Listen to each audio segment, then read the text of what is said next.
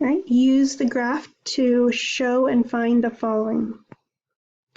So in this graph, what I see here is a rational function, and these red dotted lines are the asymptotes. We have a vertical asymptote that's happening at 2, a horizontal asymptote that's happening at -2.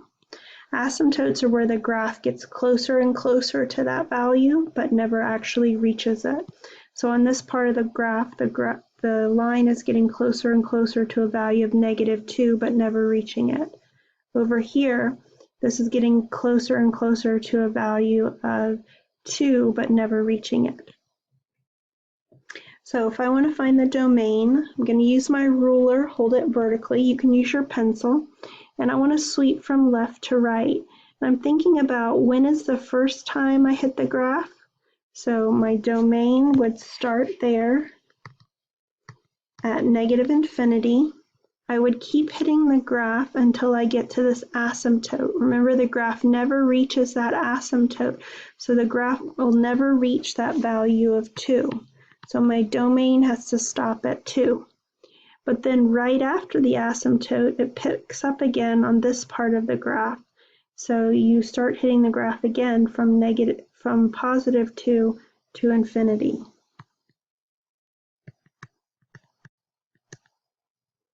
You could also say that x is not equal to 2. That's another way of saying what the domain is. Let me write that a little bit more formally in what we call set builder notation. It would be x such that x is not equal to 2. The other notation I used is called interval notation. So then we want to find the range.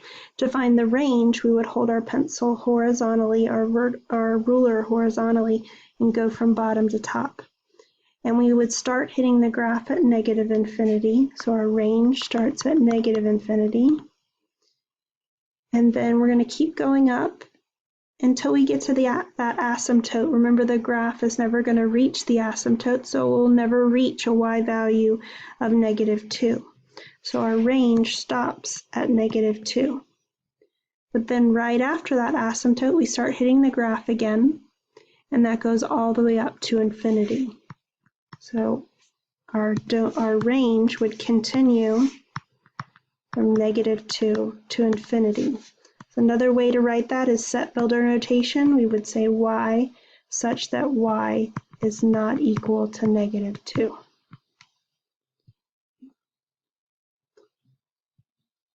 Okay, the next part is asking for intercepts. So an x-intercept is where the graph is crossing the x-axis. So I can see this value right here. The graph crosses the x-axis at that value, and that is at 0. So we have an x-intercept at 0. Then we have y-intercepts. The y-intercepts is where the graph is crossing the y-axis. And we have that happening also at 0. We have a y-intercept at 0. I already mentioned that this graph has a horizontal asymptote. The horizontal asymptote is this horizontal red dashed line, and that is the line y equals -2. So we have a horizontal asymptote on the line y equals -2. We also have a vertical asymptote. That vertical asymptote is this vertical red dashed line, and that's happening at the line x equals +2. So our vertical asymptote is x equals 2. An oblique asymptote is if we would have a slanted dashed line that our graph might be approaching. But we don't have one in this picture, so there is no oblique or slant asymptote.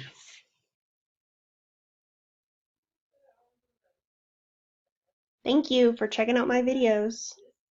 Have a great day.